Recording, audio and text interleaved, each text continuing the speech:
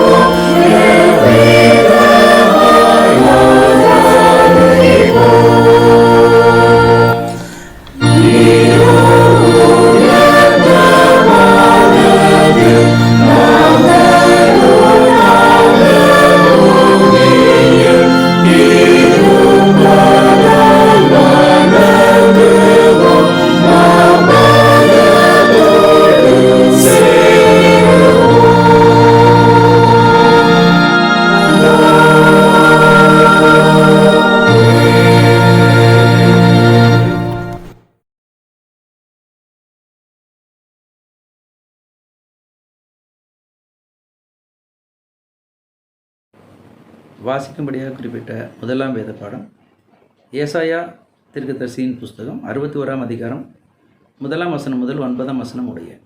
The first reading is taken from Isaiah chapter 61 verses 1 to 9.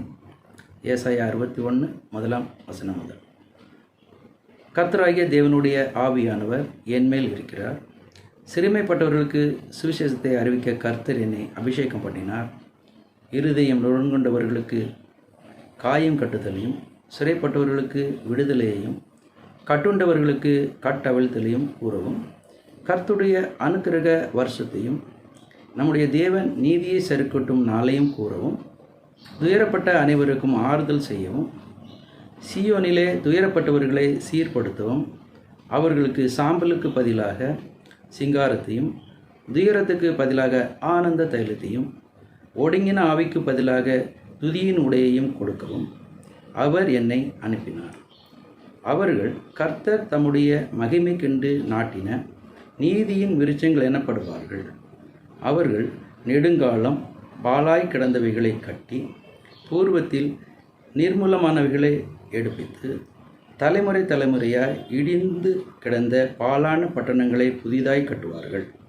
மறு ஜாதியார் நீண்டு கொண்டு உங்கள் மந்தைகளை மேய்த்து, அந்நிய புத்திரர் உங்கள் பண்ணையாட்களும் உங்கள் திராட்சை தோட்டக்காரருமாய் இருப்பார்கள். நீங்களோ கர்த்தரின் ஆசாரியர் என்று சொல்லப்படுவீர்கள். உங்களை தமது தேவனுடைய பணிவிடைக்காரர் என்பார்கள். நீங்கள் ஜாதிகளின் செல்வத்தை அனுபவித்து அவர்கள் மகிமையை கொண்டு மேன்மை பாராட்டுவீர்கள். உங்கள் வெட்கத்துக்கு பதிலாக இரண்டத்தனையாய் பலன் வரும். இலட்சிக்கு பதிலாக தங்கள் பாகத்தில் சந்தோஷப்படுவார்கள். இது நிமித்தம் தங்கள் தேசத்தில் இரட்டிப்பான சுதந்திரம் அடைவார்கள். நித்திய மகிழ்ச்சி அவர்களுக்கு உண்டாகும். கர்த்தராகிய நான் நியாயத்தை விரும்பி கொள்ளை பொருட்களினால் இடப்பட்ட தகன பலியை வெறுக்கிறேன். நான் அவர்கள் கிரியையை உண்மையாக்கி அவர்களுடைய நித்திய உடன்படிக்கை பண்ணுவேன். அவர்கள் சந்ததியானது ஜாதிகளின் நடுவிலும் அவர்கள் சந்தானமானது ஜனங்களின் நடுவிலும் அறியப்பட்டிருக்கும். அவர்களை பார்க்கிற யாவரும் அவர்கள் கர்த்தரால் ஆசீர்வாதம் பெற்ற சந்ததி என்று அறிந்து கொள்வார்கள் என்பது வாசிக்க வேண்டிய முதலாம் வேத பாடம் வாசித்தாயிற்று.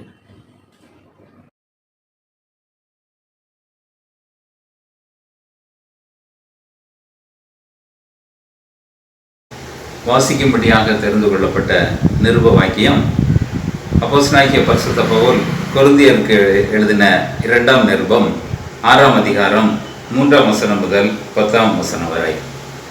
The epistle reading is taken from 2 Corinthians chapter 6 verses from 3 to 10. 2 கொரிந்தியர் 6ஆம் அதிகாரம் 3ஆம் வசனம் முதல். இந்த ஊழியம் குற்றப்படாதபடிக்கு நாங்கள் யாதொன்றிலும் இடறல் உண்டாக்காமல் எவ்விதத்தினாலேயும் எங்களை தேவ ஊழியக்காரராக விளங்க பண்ணுகிறோம். மிகுந்த பொறுமையிலும் உபத்திரவங்களிலும் நெருக்கங்களிலும் இடுக்கண்களிலும் அடிகளிலும் காவல்களிலும் கலகங்களிலும் பிரயாசங்களிலும் கண்விழிப்புகளிலும் உபவாசங்களிலும் கற்பிலும் அறிவிலும் நீடிய சாந்தத்திலும் தயவிலும் பரிசுத்த ஆவியிலும் மாயமற்ற அன்பிலும் சத்திய வசனத்திலும் திவ்ய பலத்திலும் நீதியாகிய வடதிட பக்கத்து ஆயுதங்களை தரித்திருக்கிறதிலும் கனத்திலும் கனவீனத்திலும் துர்க்கீர்த்தியிலும் நற்கீர்த்தியிலும் எத்தர் எனப்பட்டாலும் நிஜத்திராகவும் அறியப்படாதவர்கள் எனப்பட்டாலும் நன்றாய் அறியப்பட்டவர்களாகவும் சாகிறவர்கள் எனப்பட்டாலும் உயிரோடு இருக்கிறவர்களாகவும் தண்டிக்கப்படுகிறவர்கள் எனப்பட்டாலும் கொல்லப்படாதவர்களாகவும் துக்கப்படுகிறவர்கள் எனப்பட்டாலும் எப்பொழுதும் சந்தோஷப்படுகிறவர்களாகவும் தரித்திரர் எனப்பட்டாலும் அநேகரை ஐஸ்வர்யவான்களாக்குகிறவர்களாகவும் ஒன்றுமில்லாதவர்கள் எனப்பட்டாலும் சகலத்தையும் உடையவர்களாகவும் எங்களை விளங்க பண்ணுகிறோம் என்பது வாசிக்கும்படியாக தெரிந்து கொள்ளப்பட்ட நிருப வாக்கியம் வாசித்தாயிற்று. ஆண்டவருக்கே மகிமை உண்டாவதாக. ஆமென்.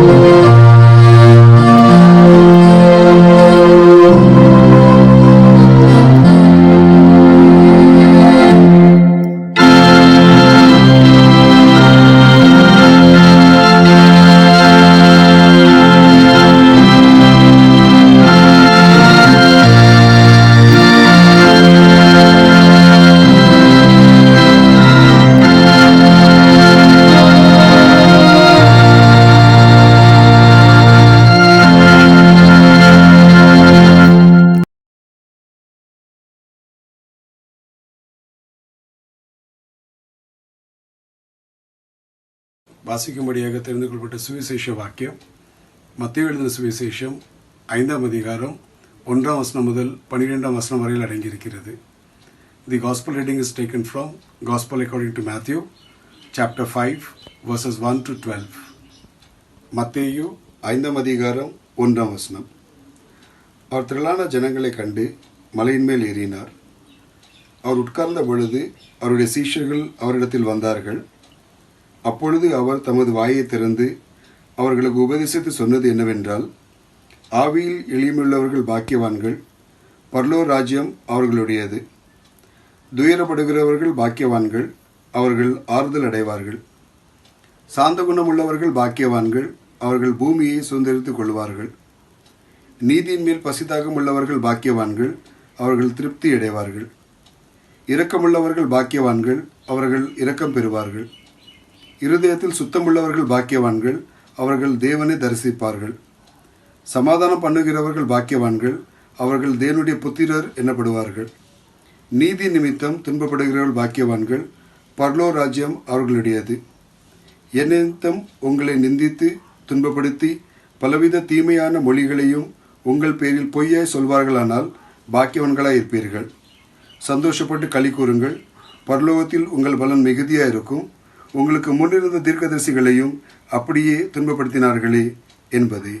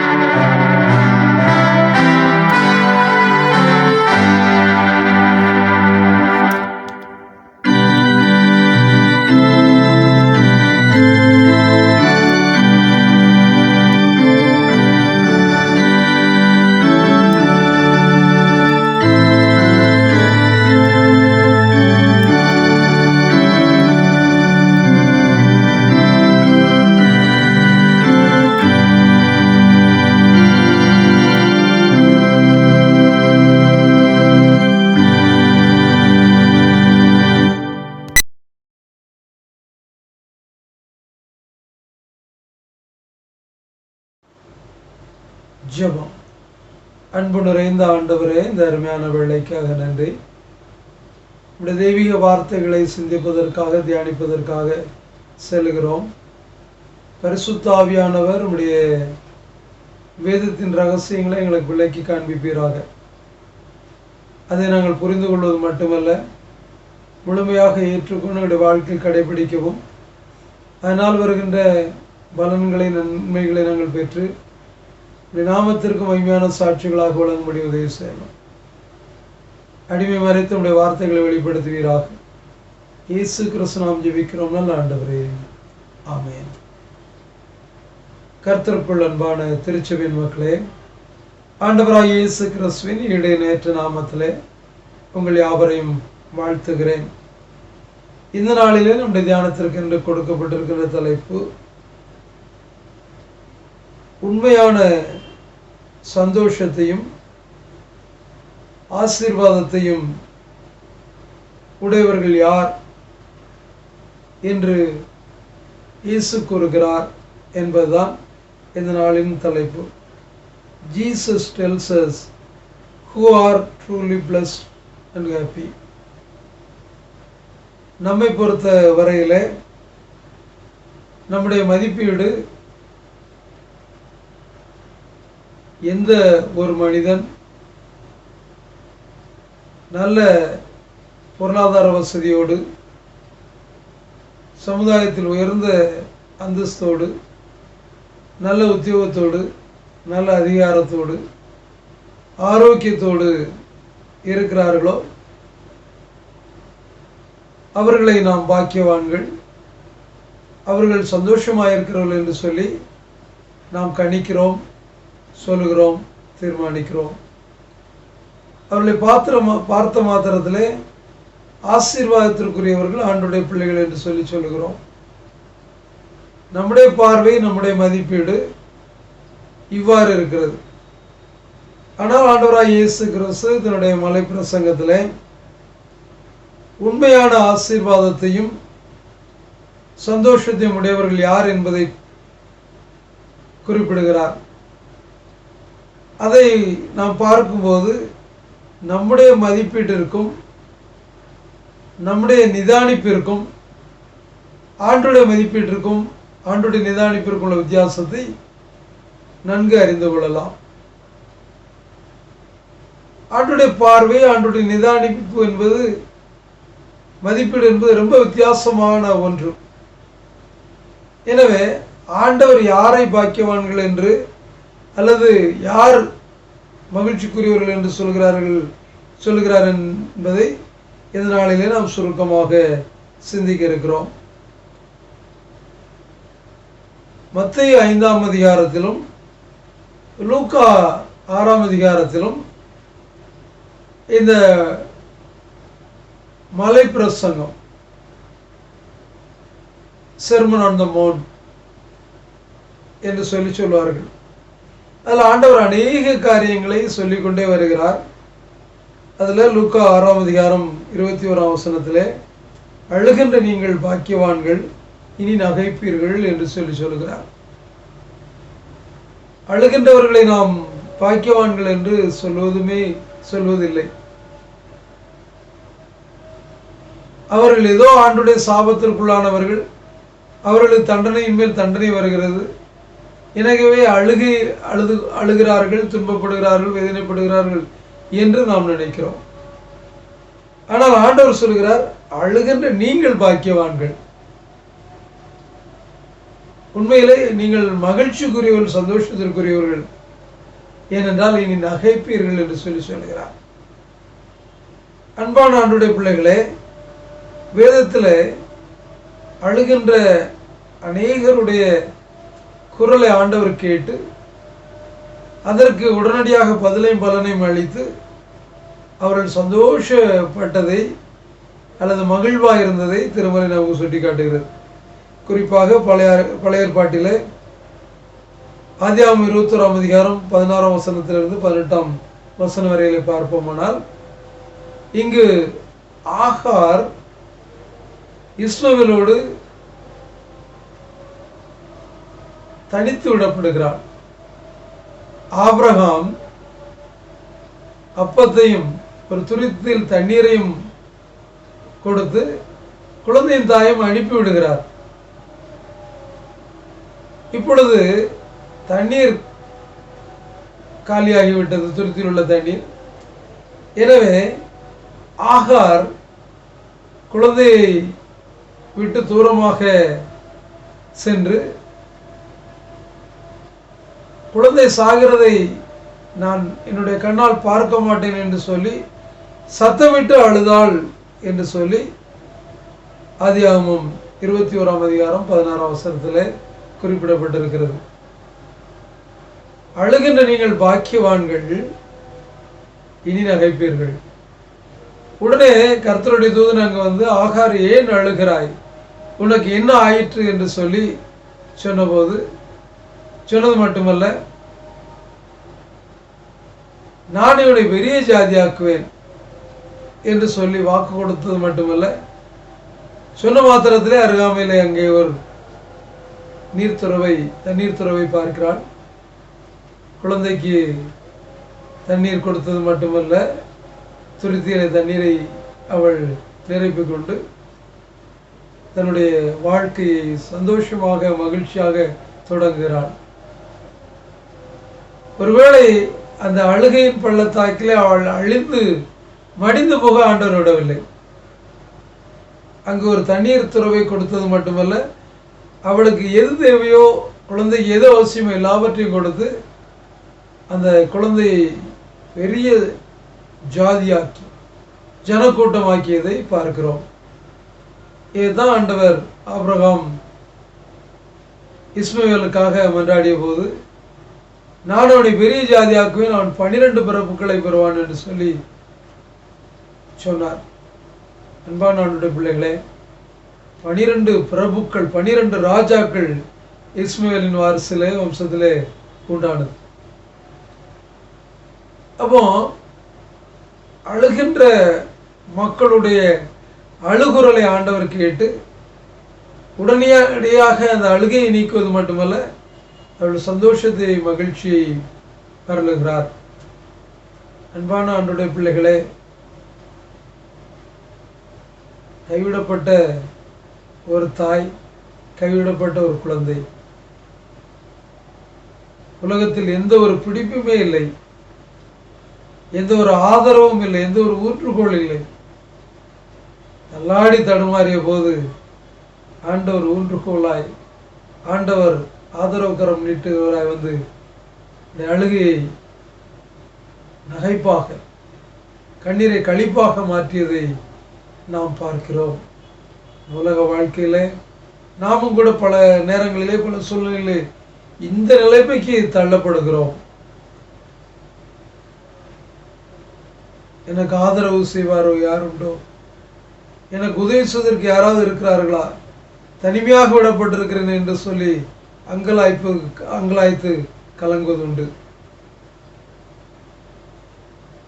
நம்முடைய அழுகையின் சத்தத்தை ஆண்டவர் கேட்டு, அழுகின்ற நீங்கள் பாக்கியவான்கள், இனி நகைப்பீர்கள் என்று சொல்லி நம்முடைய கண்ணீரை களிப்பாக மாற்றுகிறார்.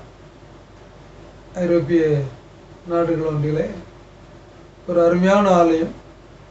அந்த ஆலயத்தில் வெள்ளைக்காரர்கள் மட்டுமே ஆராதிக்கக்கூடிய ஒரு ஆலயம்.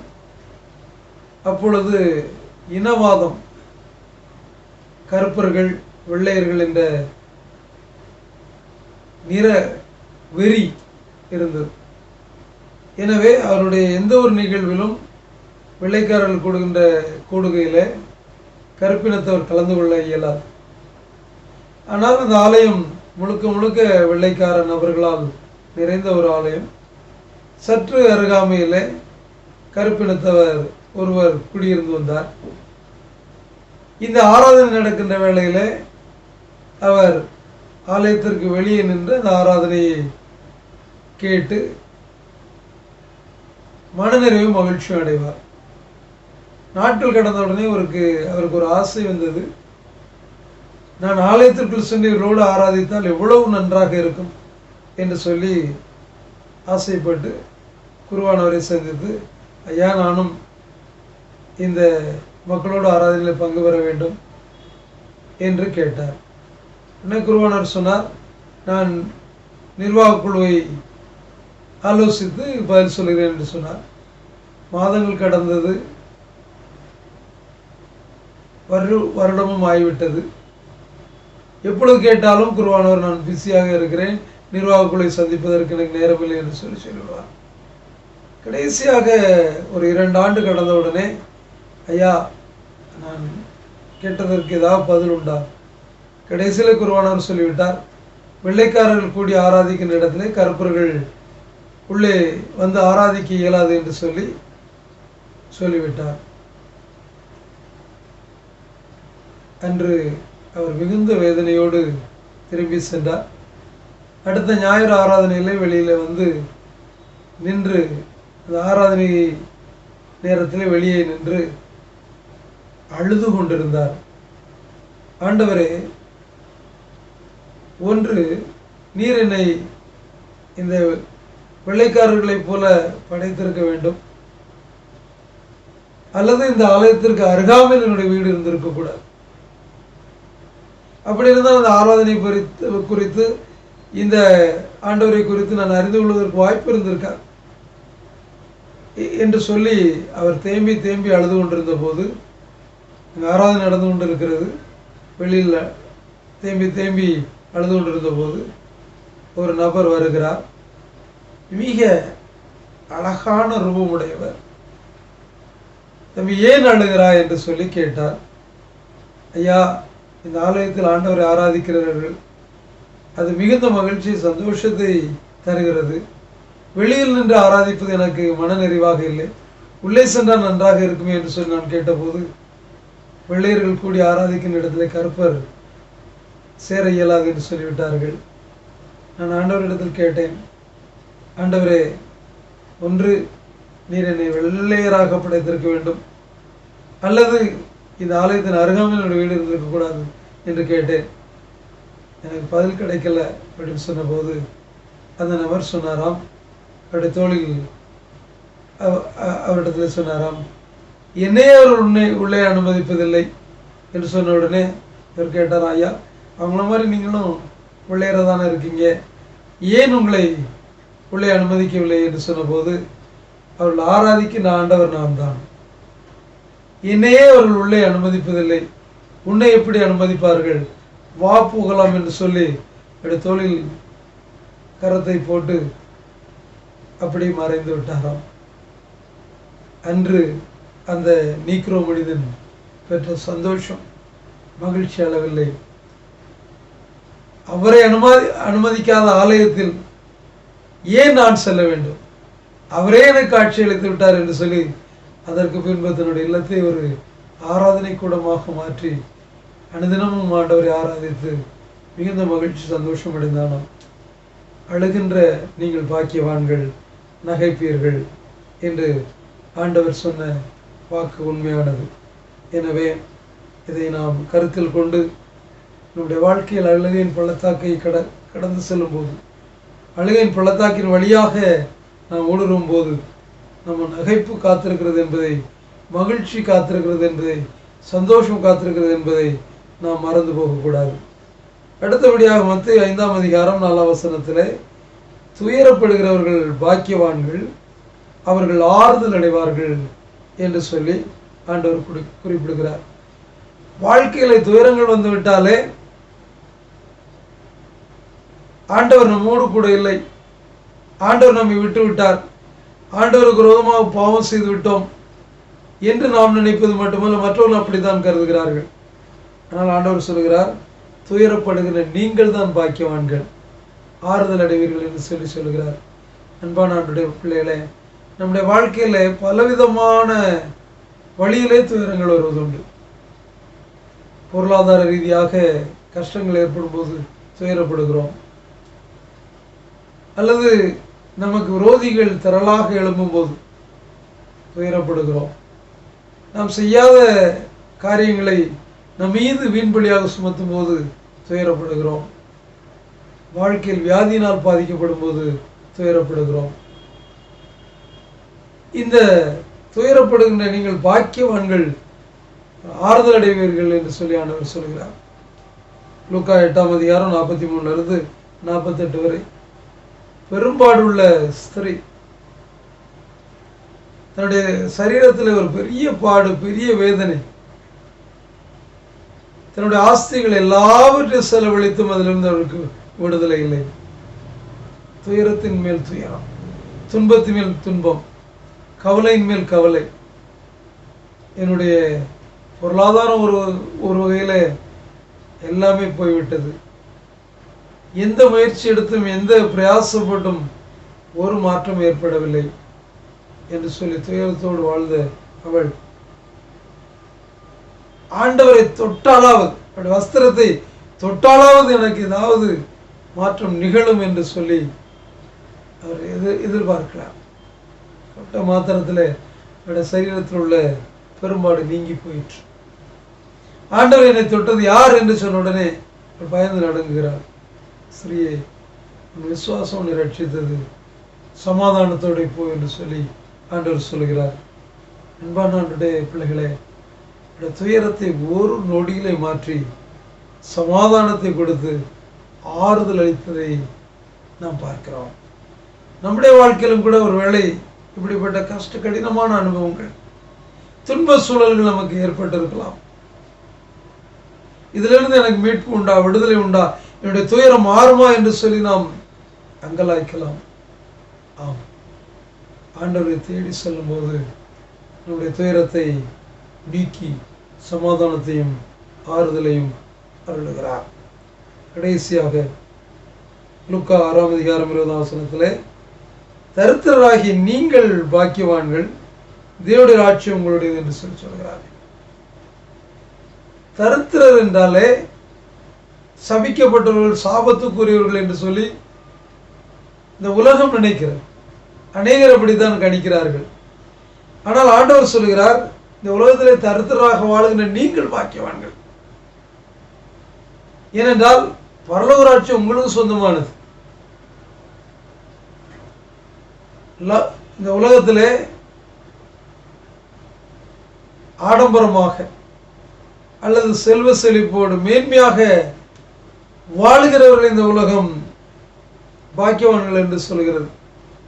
ஆனால் நான் சொல்கிறேன், தரித்திரராகி நீங்கள் பாக்கியவான்கள், ஏனென்றால் பரலோக ராஜ்யம் உங்களுடையது என்று சொல்லி மிக அழுத்த நிறுத்தமாக ஆண்டவர் குறிப்பிடுகிறார். துயரத்தில் வாழுகின்ற மக்கள் அநேக வேளைகளிலே மனமடைந்து போவது உண்டு. என்னுடைய வாழ்க்கையில் உள்ள நம்பிக்கையை முற்றிலுமாக இழந்து போவது உண்டு. அவசியமில்லை. ஏனென்றால் ஆண்டவர் சொல்கிறார், தேவனுடைய ராஜ்யம் உங்களுடையது, தேவனுடைய ராஜ்யம் உங்களுக்கு சொந்தமானது, உங்களைப் போலவர்களுக்கான இந்த தேவனுடைய ராஜ்யம் சொந்தமானது என்று சொல்லி சொல்கிறார். உதாரணமாக லூக்கா 16:20-26 வரைக்கும் இங்கு ஐஸ்வர்யவான் லாசரு சம்பவத்தை நாம் பார்க்கிறோம். அவன் ஒரு தரித்திரன், சாப்பாட்டு கூட வழி இல்லை. அது மட்டுமல்ல, சரீரம் முழுவதும் பருக்களால் நிறைந்து இருக்கிறது, வியாதி உள்ளவனாக இருக்கிறான். நாய்க்கு போடுகின்ற ஐஸ்வர்யவான் நாய்க்கு போடுகின்றதில் அதோடு போட்டி போட்டு தன்னுடைய ஆகாரத்தை அதோடு போட்டி போட்டு சண்டையிட்டு அன்றாட ஜீவனத்தை கழித்தான். லாசரும் மறிக்கிறான், ஐஸ்வர்யவானும் மறிக்கிறார். ஆனால் லாசரு ஆபிரகாமுடைய மடியிலே கொண்டு சேர்க்கப்படுகிறார், ஐஸ்வர்யவான் பாதாளத்திற்கு செல்கிறார். தண்ணீர் தாகம் எடுக்கிறது.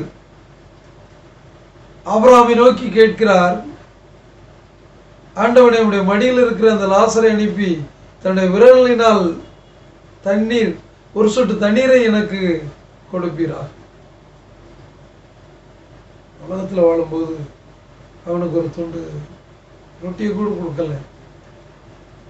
இன்னைக்கு ஒரு சொட்டு தண்ணீரை கேட்கிறார். அப்பொழுது ஆபிரகாம் சொல்கிறார், அப்படிலாம் வர முடியாது, எங்களுக்கும் உங்களுக்கு இடையில் ஒரு பெரிய பிரிவினை இருக்கிறது என்று சொல்லி சொல்கிறார். அன்பான ஆண்டவருடைய பிள்ளைகளே, தரித்திரப்படுகின்ற நீங்கள் பாக்கியவான்கள், தேவனுடைய ராஜ்யம் உங்களுடையது.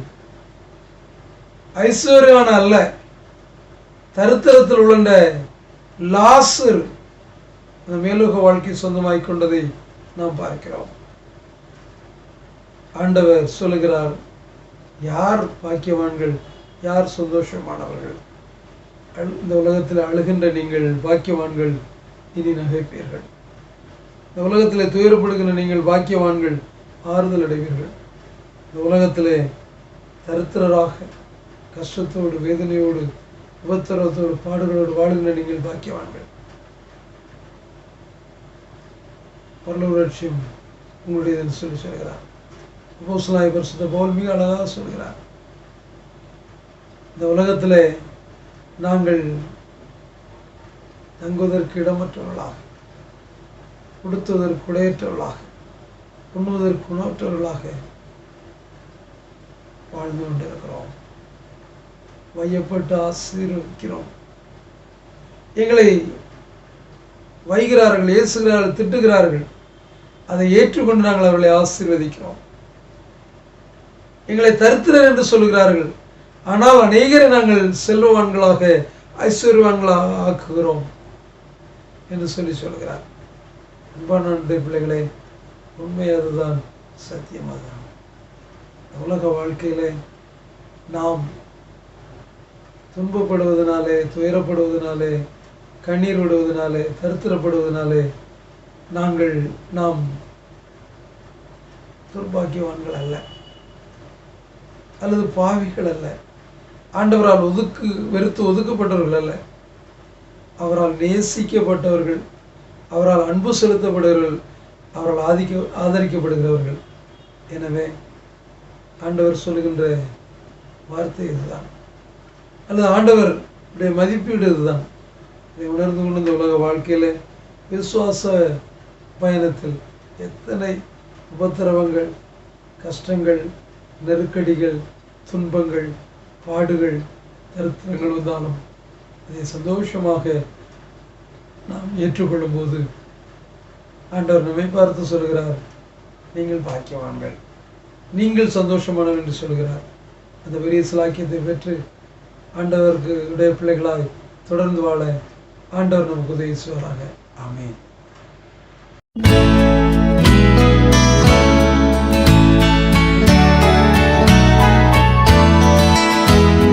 There shall be showers of blessing. This is the promise of love.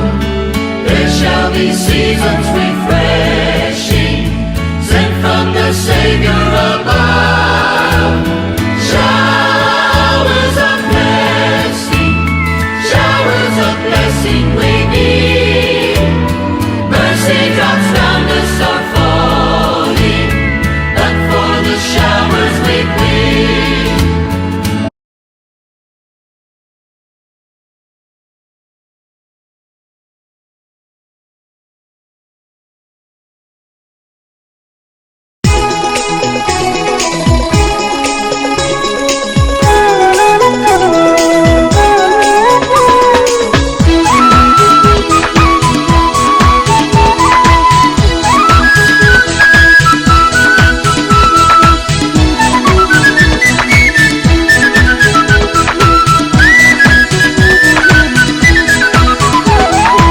சீர்மிகுவான் புவி தேவா ஸ்தோத்திரம், சிருஷ்டிப்பு யாவையும் படைத்தாய் ஸ்தோத்திரம், ஏற்புணனே ஸ்தோத்திரம், அடியார் இறங்கிடுவாய் ஸ்தோத்திரம் வனேசா.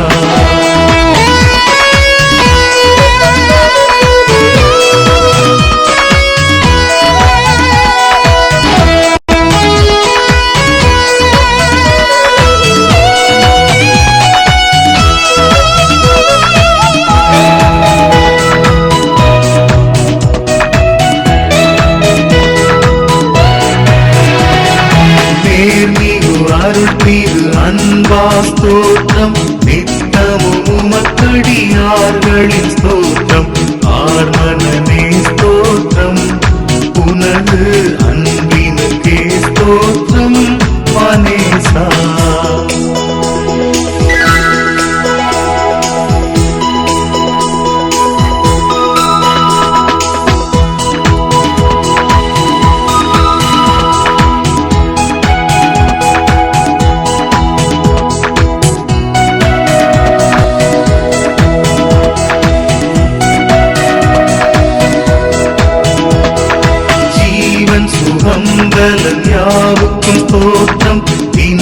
நம் அருள் அன்னைக்காகவும் ஸ்தோத்திரம், ஆவலுடன் ஸ்தோத்திரம், உனது அன்பினுக்கே ஸ்தோத்திரம் மனேசா.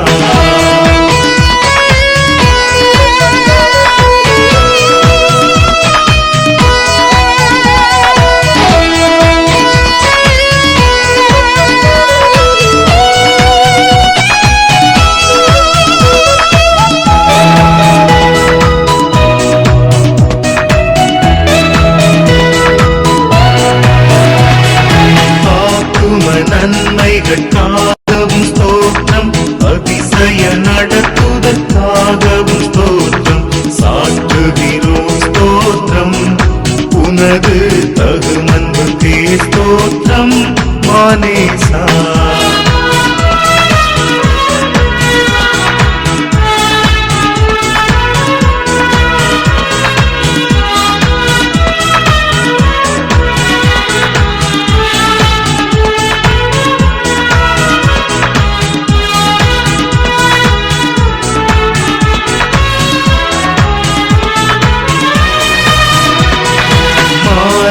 பூரணனே ஸ்தோத்திரம், மகிழோடு ஜபமொழி மாலையின் ஸ்தோத்திரம், தாராய் துணை ஸ்தோத்திரம், இந்த தருணமே கொடு ஸ்தோத்திரம் மனேசா. சீர்மிகு வான்புவி தேவா ஸ்தோத்திரம், சிருஷ்டிப்பு யாவையும் படைத்தாய் ஸ்தோத்திரம், ஏகுணனே ஸ்தோத்திரம், அடியார் இறங்கிடுவாய் ஸ்தோத்திரம் மனேசா.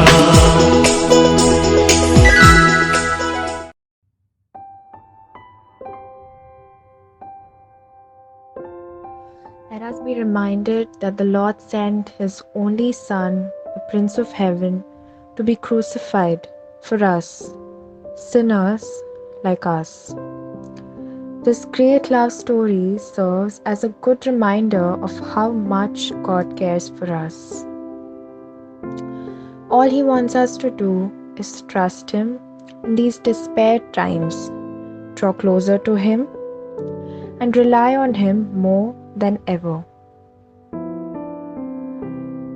So let us find our comfort in the Lord by keeping this entire situation at the Lord's feet and walk away with an assurance that He listens and surely works wonders. Let us pray that we will be able to have our church worship as soon as possible.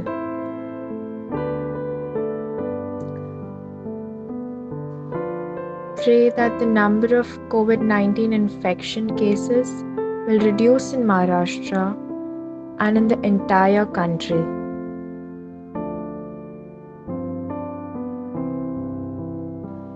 Pray that the number of COVID-19 infection cases will reduce across the world.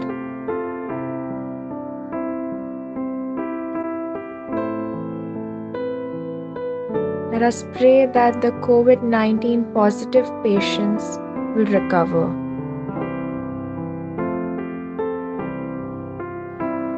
Let us pray that patients suffering from other diseases will also get proper treatment.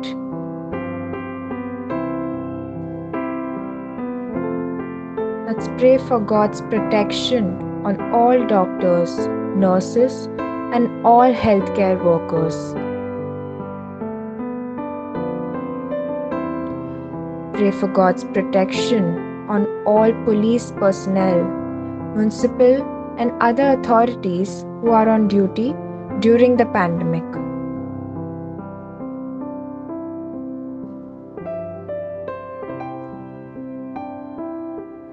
Pray that God's wisdom be on all state and national leadership.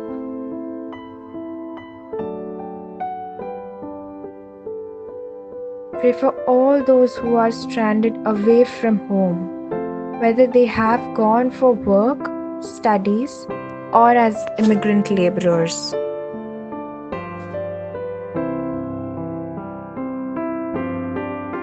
Above all, let us cry out like King Hezekiah to protect this world and its people from this deadly coronavirus. Let us unite in oneness in spirit and pray like the believer's prayer. Let the whole world shake in good health and glorify the Lord whom we all worship. In Jesus Christ's mighty name, we all say Amen and Amen. பரமண்டலங்களில் இருக்கிற எங்கள் பிதாவே, உம்முடைய நாமம் பரிசுத்தப்படுவதாக, உம்முடைய ராஜ்யம் வருவதாக, உம்முடைய சித்தம் பரமண்டலத்திலே செய்யப்படுகிறது போல பூமியிலேயும் செய்யப்படுவதாக. அன்றன்றுள்ள எங்கள் அப்பத்தை எங்களுக்கு இன்று தாரும். எங்களுக்கு விரோதமாய் குற்றம் செய்கிறவர்களுக்கு நாங்கள் மன்னிக்கிறது போல எங்கள் குற்றங்களை எங்களுக்கு மன்னியும்.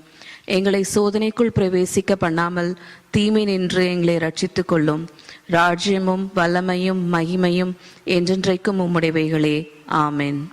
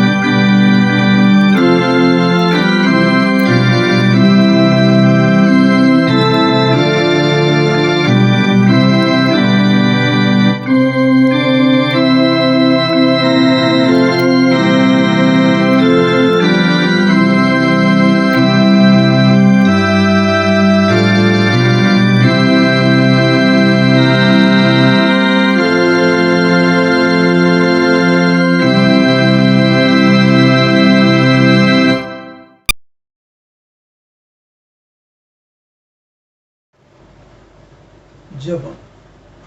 எங்களை நேசிக்கிற அன்பு நிறைந்த ஆண்டவரே, இந்த அருமையான வேளைக்காக நாங்கள் நன்றி செலுத்துகிறோம்.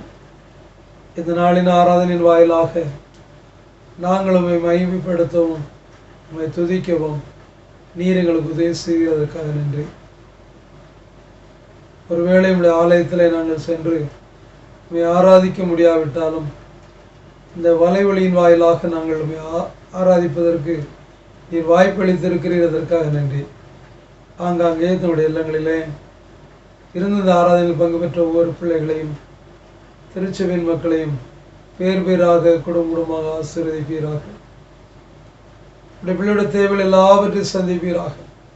இந்த உலக வாழ்க்கையில பாடுகள் உபத்திரங்களின் வாயிலாக கடந்து செல்லும் போது நீர் எங்களை பாக்கியவான்கள் என்று சொல்லுகிறீர், சந்தோஷமானவர்கள் என்று சொல்லுகிறீர்.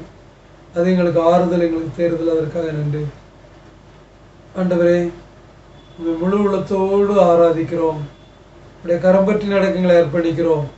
நீர் எங்கள் ஒவ்வொருவரையும் கரம் பற்றி நடத்துவீராக. இந்த கொரோனா வைரஸின் கொடூர தாக்குதல் இருந்த நாட்களிலே இதனால் பாதிக்கப்பட்ட என்னுடைய தேசத்தையும் அகில உலகத்தையும் கண் நோக்கி பாரும் ஆண்டவரே. இதற்கு ஏற்ற காலத்திலே ஒரு முற்றுப்புள்ளியை வைக்கும்படியாய், இதற்கு ஒரு முடிவை ஏற்படுத்தும்படியாக நாங்கள் ஜெபிக்கிறோம். குறிப்பாக மும்பை பட்டணத்திற்காக, மகாராஷ்டிரா மாநிலத்திற்காக நோக்கி பார்க்கிறோம். இந்திய தேசத்தில் அதிக பாதிப்புகளை சந்தித்திருக்கிற மாநிலமாக, அதிக பாதிப்புகளை உடைய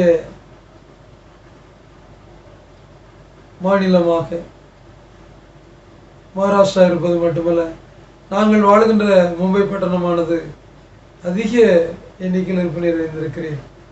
ஆண்டவர் நிச்சயமாக ஏற்ற காலத்திலே இவைகளின்று மாபெரும் விடுதலையை என்னுடைய மும்பை பட்டணத்திற்கும் மகாராஷ்டிரா மாநிலத்திற்கும் தேசத்திற்கு உலக நாடுகளுக்கும் தருகிறார். இதனால் பாதிக்கப்பட்ட ஒவ்வொரு மக்களையும் கண் நோக்கி பாரும், ஒத்தாசை ஆதரவு கட்டளையிடுவீராக. இதற்காக உழைக்கின்ற பாடுபடுகின்ற ஒவ்வொருவரையும் நீர்முடையர்களையும் வரல மூடி மறைத்து பாதுகாத்துக்கணும். ஆண்டவரே, இந்த சமுதாயத்திற்கு எங்களால் இயன்ற உதவி செய்வதற்கு எங்களுக்கு வாய்ப்பளியும். நாங்கள் இந்த கடுமையான காலங்களிலே எங்களால் இயன்ற உதவியை தேவையுள்ள மக்களுக்கு செய்ய அருள் புரிந்திருக்கிறீர், அதற்காக நன்றி. தொடர்ந்து செய்ய எங்களுக்கு அருள் தாரும். எங்களை தாழ்த்தி அர்ப்பணிக்கிறோம். துதிய நன்மை எல்லாவற்றையும் செலுத்துகிறோம். இயேசு கிறிஸ்து நாம் ஜெபிக்கிறோம் நல்ல ஆண்டவரே, ஆமென். நம்முடைய ஆண்டவராகிய இயேசு கிறிஸ்துவின் கிருபையும் பிதாவாகிய தேவனுடைய அன்பும் பரிசுத்த ஆவியின் ஐக்கியமும் நம்மில் கூட இப்போதைக்கு இருப்பதாக. ஆமென்.